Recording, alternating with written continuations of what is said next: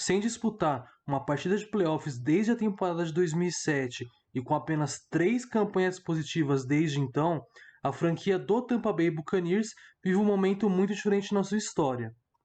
Até porque, nessa off-season, tivemos aí a dispensa oficial, né, do James Winston e a chegada do Tom Brady e do tight end Rob Gronkowski, além de muitas outras peças de qualidade.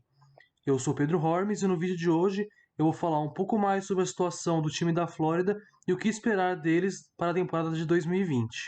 Bom, em primeiro lugar, eu acho que nós temos que contextualizar um pouco o que foi esse Tampa Bay Buccaneers desde 2007, né, quase 15 anos aí parados no tempo basicamente, né, onde eles falharam muitas vezes em conseguir um time competitivo e principalmente em ter um bom planejamento para o futuro, né? Não que eles não tenham tentado, até porque aí nesses últimos 13 anos eles até tiveram bons nomes como referências desse time. Adrian Claiborne, Doug Martin, Gerald McCoy e Aqib Talib. Esses aí são alguns nomes recentes, né, na história do Tampa Bay Buccaneers, bons atletas que vieram pelo draft, pelo recrutamento da franquia, mas que não conseguiram levar o time a um grande patamar, né? Isso sem falar dos bons nomes também que chegaram no clube pelo mercado, né, pela free agency, mas que também não vingaram. E assim, pelo menos de 2017 para cá, um tempo mais recente, mais curto, ficou bem claro que o grande problema do Tampa Bay Buccaneers era justamente a administração do time. Para quem não sabe, os Bucks são geridos pela família Glazer, que também é dona do Manchester United, né, o time de futebol aí da Premier League na Inglaterra. E de 2007 para cá, o Tampa Bay Buccaneers, por exemplo, já trocou de general manager 3 vezes, começando pelo Bruce Allen, né, que assumiu a gerência do time em 2004 e permaneceu até 2008. Ele passou a tocha para o Mike Dominic, que ficou de 2009 a 2013, e então só em 2014 o Jason Light assumiu e permanece no cargo até hoje. Só que existem muitas franquias da NFL que permanecem com o gerente geral no cargo por mais de uma década, até 15 anos eu já vi, por exemplo. Então você trocar de GM 3 vezes em um período de 15 anos, aí dando uma média de mais ou menos um GM a cada 5 anos, significa que o seu trabalho não está sendo bem feito, o seu time não está sendo bem gerido. Então, todas essas mudanças, elas acabam também gerando alguns conflitos de filosofia dentro de um time, começando até pelo treinador, por exemplo, e no seu modo de trabalhar, o seu modo de pensar como gerir um grupo, sem falar, claro, nos jogadores dentro de campo. Como que você pode seguir um pensamento de trabalho na NFL que já é algo um pouco mais duradouro, mais trabalhoso, mais bem pensado, sendo que você muda as suas crenças e o que você acredita para um time a cada 5 anos. E esse é o caso do Tampa Bay Buccaneers, que desde 2008 para cá, eles já trocaram de treinador principal 6 vezes, que é um número muito alto. E sem falar em coordenador ofensivo e coordenador defensivo também, né? E depois do John Gruden, que assumiu o Tampa Bay Buccaneers em 2002, venceu um Super Bowl na sua primeira temporada como treinador da equipe e que deixou o cargo em 2008, os treinadores dos Bucks até então foram um desastre. Começando aí em 2009, né, com o Raheem Morris, que ficou nos Bucks por 3 anos basicamente para ser um saco de pancada, até que ele saiu para em 2012 e 2013 o Greg Schiano também não conseguiu fazer um bom trabalho. E em 2014, 2015, Love Smith foi simplesmente um desastre, né? Foi só em 2016 que a franquia começou a parecer que as coisas dariam um pouquinho melhor com a chegada do Dirk Koetter, né? Que conseguiu fazer com que os Bucks tivessem uma temporada positiva pela primeira vez desde 2010, já com o James Winston no time. Só que de uma hora para outra as coisas simplesmente pararam de dar certo. E era aquilo. O Tampa Bay Buccaneers de 2017, o time do Dirk Koetter, ainda era considerado um time que poderia ser perigoso, né, naquela época. Principalmente com o James Winston, que também ainda era considerado um prospect quente na liga, né? Só que assim, o futuro a gente já sabe o que aconteceu já. 2017 e 2018, que foi a última temporada do Koetter no time, foram simplesmente anos desastrosos para os Bucks. Tanto que eles ficaram aí em ambos os anos com um recorde muito ruim de 5-11. Então, quais foram os problemas que os Buccaneers tiveram nessas temporadas? E citando aí 2016 como exemplo, né, que foi a segunda temporada do Jameis Winston na NFL, o grupo de recebedores do Tampa Bay Buccaneers era muito ruim. Os tight ends eram de medianos para ruins, sem falar que de wide receiver só tinha basicamente o Mike Evans, que ainda era muito novo na liga, e o Vincent Jackson, que já estava já em declínio na carreira, que já era um veteraníssimo. E a linha ofensiva também era uma coisa muito ruim. Tanto que, na verdade, a linha ofensiva dos Buccaneers foi um grande problema para o time até a última temporada, né? Pela defesa aí nesse ano de 2016 tinham bons nomes ainda. Darryl Smith, linebacker, bom jogador. Alteron Werner, é, Brent Grimes também de cornerback no time. Gerald McCoy na linha defensiva. Os Buccaneers tinham boas peças na defesa, só que também não era nada daquilo que fosse conseguir elevar o patamar do time para outro nível, né? Já em 2017, os Bucks tiveram um grande nome chegando pelo mercado, que foi o wide receiver, o Deshaun Jackson, né, ex-Philadelphia Eagles e tal, Washington Redskins também, para dar uma ajuda para o Winston, sem falar que o tight end O.J. Howard chegou aí na primeira rodada e o wide receiver Chris Godwin pela terceira, né, que hoje é um dos melhores wide receivers da liga. Então, naquela época, já em 2017, o Tampa Bay Buccaneers estava começando a se desenhar um pouquinho melhor para o time que a gente está vendo hoje. Mas, mesmo assim, apesar de alguns bons talentos terem chegado no time, a franquia não conseguiu ir longe, principalmente por causa de lesões. Tanto que naquele ano, o Winston mesmo, ele ficou de fora algumas partidas porque ele se contundiu. Isso sem falar em algumas baixas importantes na defesa também. E visto que o Tampa Bay Buccaneers já estava conseguindo finalmente planejar um bom futuro para essa franquia, eles permaneceram com a ideia de que era uma boa focar no draft. Tanto que em 2018, por exemplo, eles foram atrás do defensive tackle Vita Vea na primeira rodada, para na segunda selecionar um running back, Ronald Jones, né? Só que foi aquilo, mais uma vez, o time teve muitos problemas extra-campo, e não conseguiu seguir em frente. Tanto que o James Winston ele foi suspenso pelos primeiros 3 jogos nessa temporada e quando ele voltou, ele jogou muito mal. Ele já dava indícios de que talvez ele não fosse ser a resposta que Tampa Bay estava precisando naquela época, né? Tanto que, na metade desse ano, ele estava indo tão mal como quarterback da franquia que ele chegou a ser substituído pelo Ryan Fitzpatrick por 2 ou 3 jogos e aí, eventualmente ele recuperou a posição dele. E com isso, não é nenhum absurdo pensar que ao término de 2018, a franquia do Tampa Bay Buccaneers era uma grande confusão dentro e fora de campo, né, nos vestiários também. E o principal problema disso era o Dirk Koetter, era o treinador.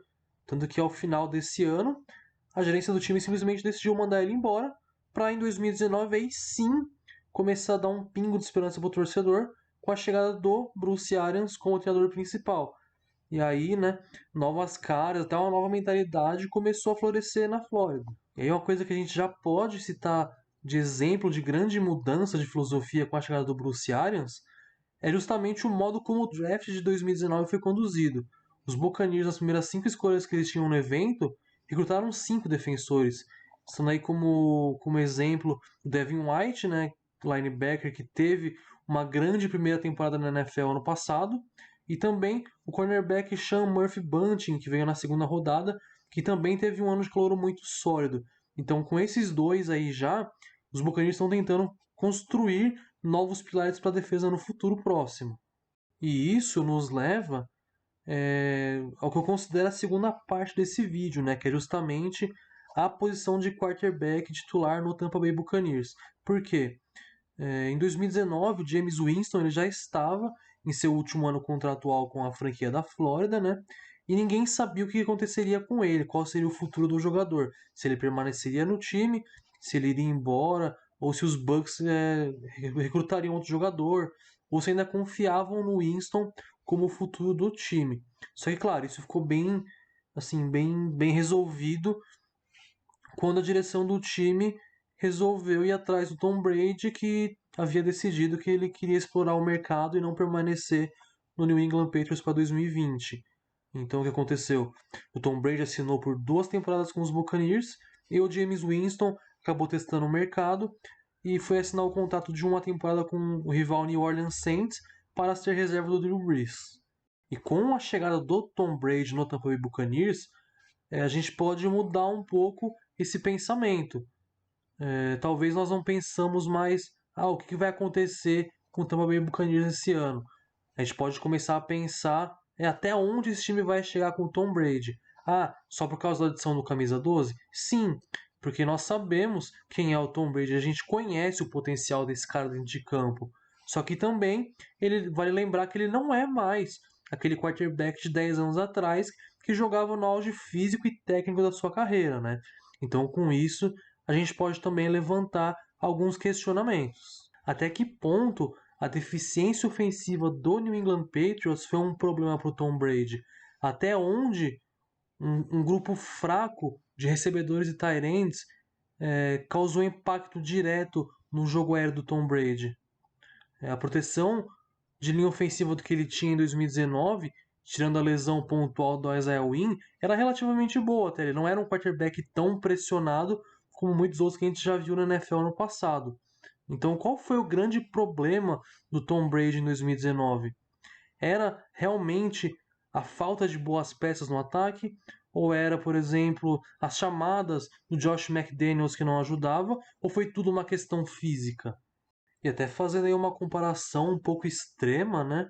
Vale sempre citar o caso do Peyton Manning, que aí teve um final de carreira um tanto quanto melancólico no Denver Broncos, né? Porque ele simplesmente não conseguia mais fazer um passe acima de 20 jardas, por exemplo, por causa das lesões de pescoço que ele teve, as cirurgias que ele teve na região também.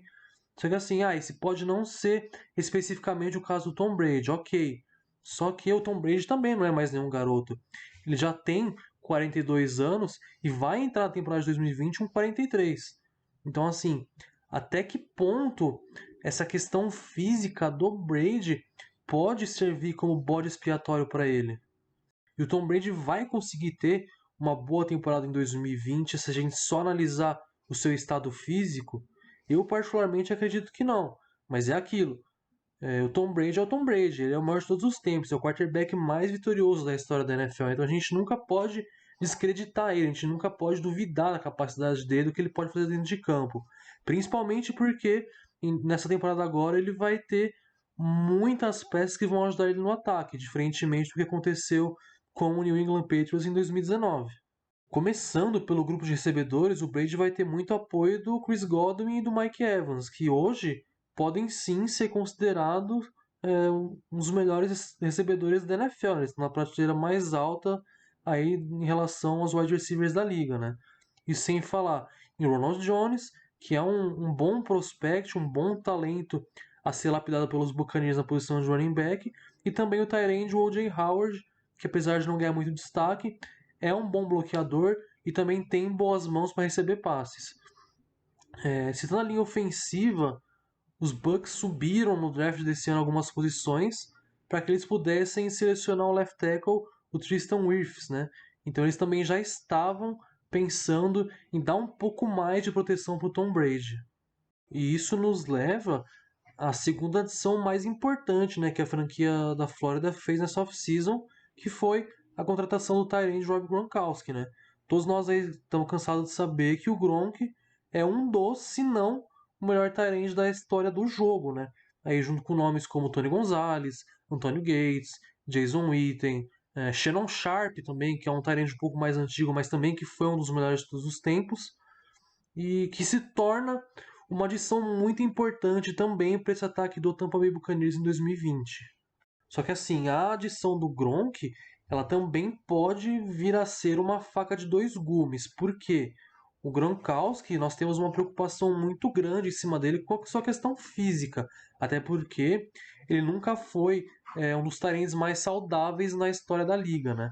Ele já sofreu com problemas de ligamento, é, costas, fratura de antebraço. Então, ao longo de sua carreira, ele sofreu muitas lesões, né, que foram minando ele física e psicologicamente também. Tanto que, apesar de ser relativamente novo na época, em 2018 ele optou por encerrar precocemente a sua carreira, né? Ele quis se aposentar da liga.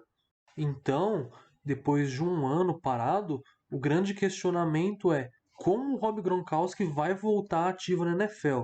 Ele está 100%, ele está recuperado e mais, ele vai conseguir se manter saudável, ele vai ser tão dominante quanto ele foi em New England alguns anos atrás? Na verdade, eu acho que assim, esse último questionamento, eu acredito que a resposta seja não. Ele pode vir sim a ser um bom tight end na liga, de novo, mas eu não acredito que ele vai ser tão dominante quanto ele era antes, até porque já no seu último ano em 2018, ele já vinha mostrando alguns indícios que ele estava em declínio físico e técnico também. Ah, ok. Em 2017 ele teve um ano muito bom ainda, é verdade. Mas em 2018 os números dele foram bem abaixo do que ele esperava. E assim, olha, eu não tenho dúvida que o Gronkowski ele vai ser uma grande adição para o Tom Brady e para esse ataque do Tampa Bay Buccaneers. Isso é indiscutível. Só que assim, a gente também precisa ter um pouquinho de cautela com o que a gente pensa e o que a gente fala também.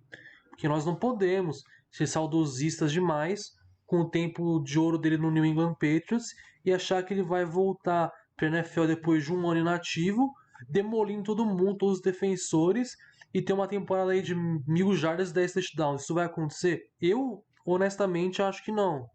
Pode acontecer? Muito difícil, nada é impossível na NFL, mas eu acredito que isso não vai acontecer. Talvez algo mais realístico para esse retorno do Gronk seja aí 600, 700 jardas com 6 e 7 TDs, que não seria um número ruim. Muitos talentos na liga, inclusive, tem essas marcas. E para ele, nesse cenário atual de retorno, eu acredito que sejam números muito bons. E principalmente porque o Gronk também pode acabar dividindo alguns snaps de tarente titular com o Howard, por que não? Até para ele poder também descansar um pouco mais e, consequentemente, se preservar um pouco mais, né? E eu entendo que com o Chris Godwin, com o Mike Evans, até mesmo o Ronald Jones no backfield, eventualmente vai acabar sobrando mais espaço para o Gronk poder trabalhar, né? Poder brilhar. Só que aquilo, cara, o estado físico dele com certeza absoluta vai ser uma preocupação enorme para a franquia do Tampa Bay Buccaneers.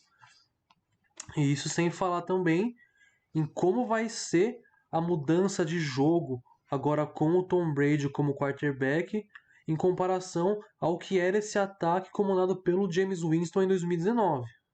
E assim, o Bruce Arians, para quem não sabe, ele foi por muitos anos o coordenador ofensivo do Pittsburgh Steelers com o Ben Roethlisberger, que é um quarterback tão imóvel quanto o Tom Brady, né? E assim, sob comando do Arians, o Big Ben ele teve simplesmente os melhores números da carreira dele, além de também conseguir ter vencido um Super Bowl, né? Então, assim, em 2019, o James Winston ele lançou a bola mais de 600 vezes, que é um número bem alto. E talvez isso ajude até a justificar um pouco o porquê ele teve pouco mais aí de 5.000 jardas aéreas conquistadas, né? Sem falar, claro, nas 30 interceptações que ele lançou. E eu acredito que o Tom Brady provavelmente deve seguir esse mesmo caminho em 2019, né? Um time, um ataque que vai lançar muitas vezes a bola em um jogo, né? O famoso air heavy. Até porque o ataque do Tampa Bay Buccaneers foi desenhado assim, né? Foi projetado assim nos últimos anos. Porque você tem aí dois mega wide receivers com Mike Evans e Chris Godwin, um bom tight end com o O.J. Howard e também um bom running back com o Ronald Jones. E aí você acrescenta um grande quarterback que é o Tom Brady e outro grande tight end com o Rob Gronkowski. Então a tendência naturalmente desse ataque vai ser eventualmente explorar bem o jogo aéreo. Só que é algo que eu considero um grande erro e que eu vejo muita gente falando é que o Tampa Bay Buccaneers em 2020 vai ser o Tom Brady. Eu não acho isso, eu não penso isso. Ao contrário de anos anteriores aí em que o Brady realmente ele foi um carregador de pianos, né, do New England Patriots, hoje eu não o vejo mais como o grande salvador, né, como o cara principal de uma franquia. Ah, tudo bem, ele vai ser sim o cara desse ataque, ele vai ser o cara que vai comandar todo esse planejamento ofensivo, né? Claro. Só que os Buccaneers têm mais a oferecer para ele do que, por exemplo, os Patriots tiveram em 2019.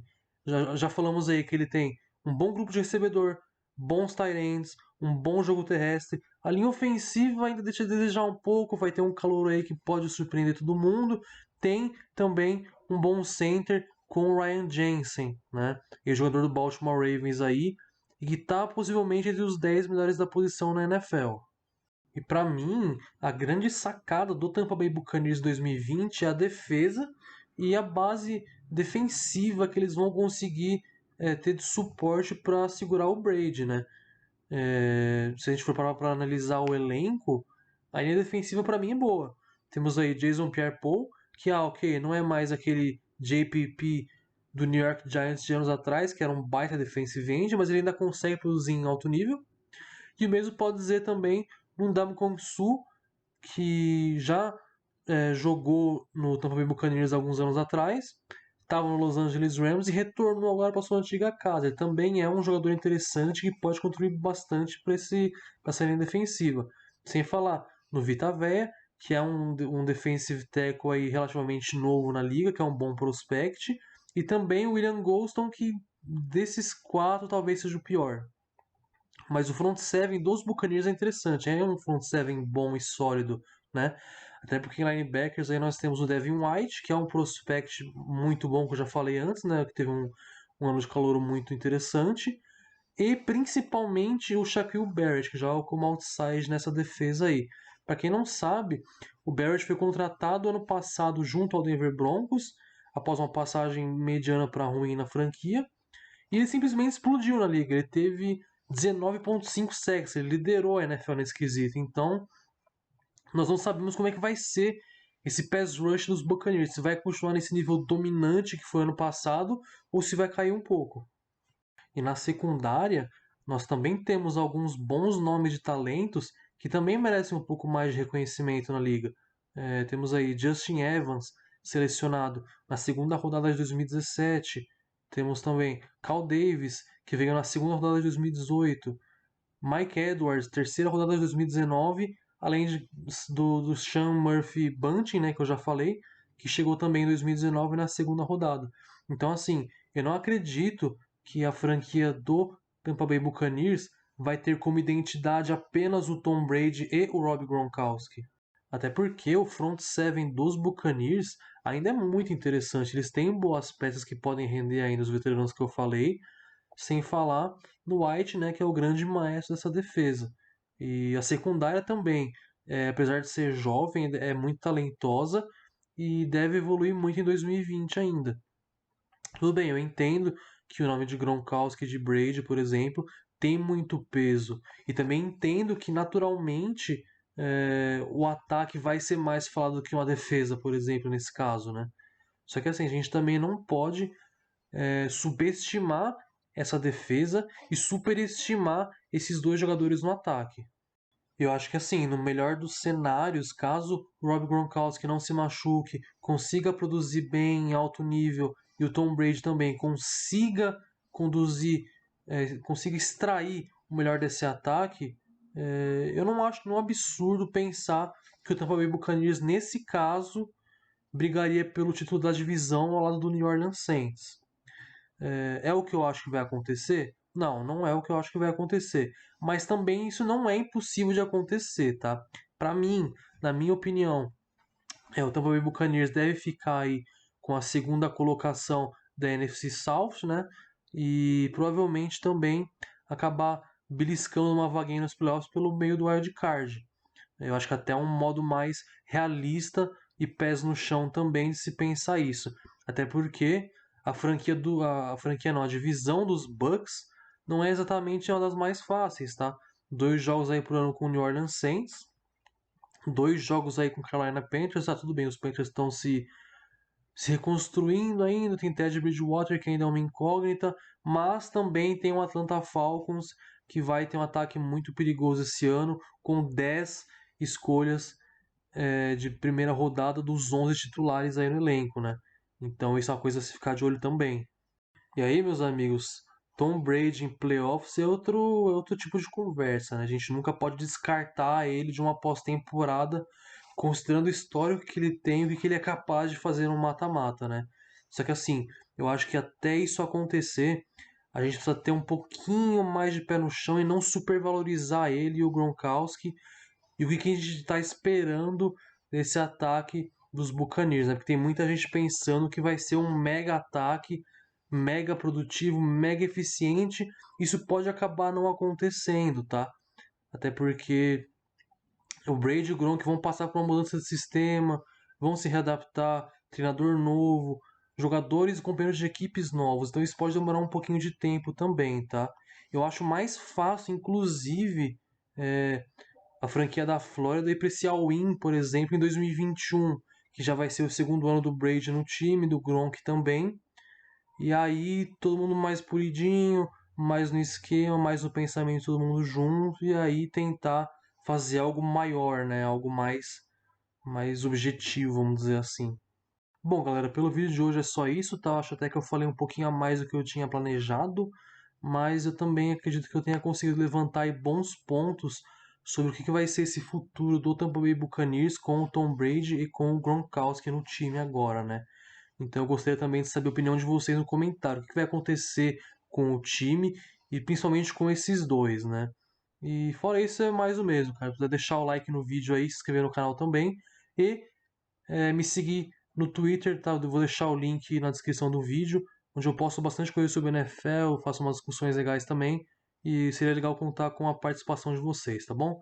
Valeu, galera. Um abraço. Fui.